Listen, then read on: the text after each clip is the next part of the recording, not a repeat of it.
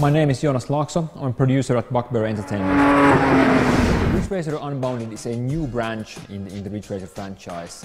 It is what we came up with when Namco came to us at Bugbear and wanted to see what kind of Ridge Racer game we would make.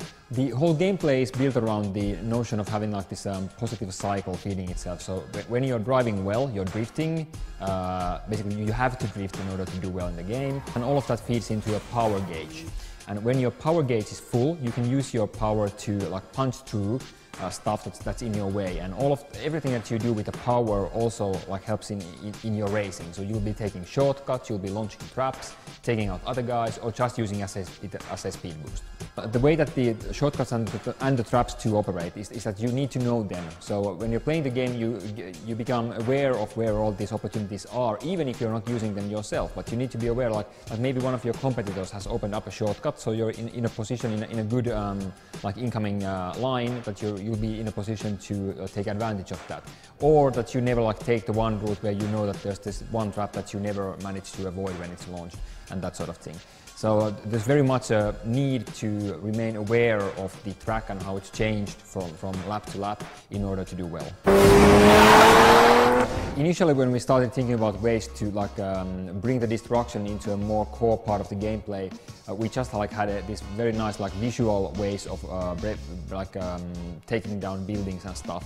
Actually, only in playtest we finally like realized that there is a big mental block with most people that like when they've been playing like arcade driving games for in some cases decades, and they're just very adept at avoiding obstacles and stuff. And here you really need to get over that and understand that you need to be able to plan your route like in the most effective way possible, even when it means that you're going to be going through like parked cars or whatnot.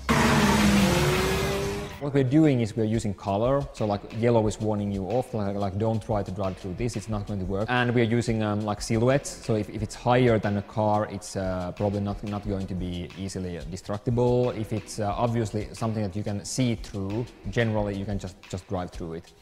And I think it's working surprisingly well. I really expected it to be a much bigger issue to people, but I don't know, we'll see how it feels in the final game, but currently I'm not too worried about that. The big thing that we wanted to do with the cars was to make them as compatible with each other as possible. Like we really don't want to end up with a situation where like everybody is playing with the same car in multiplayer because there's one car that is clearly superior to everything else.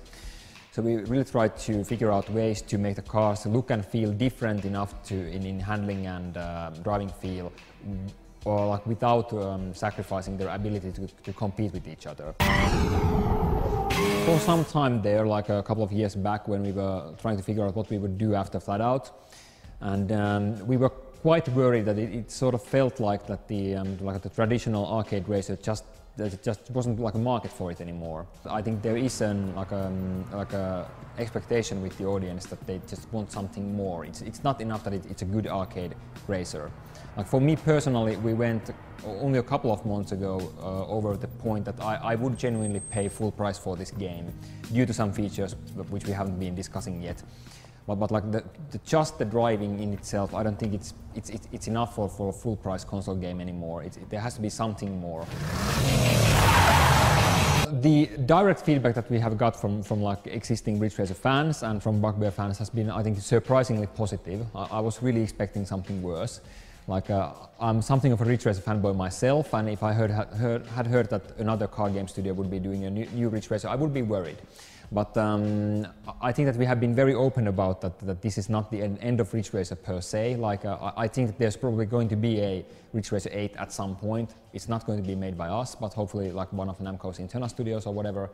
And this is just a new branch for Ridge Racer. Like I would personally love to do an Unbounded 2. Like we have plenty of features that we just couldn't fit into this game, and but we really don't know how it's going to play out. From what I understand, there could very well be like a Ridge Racer 8 and an Unbounded 2, but we don't know yet. Like I can easily see them coexisting.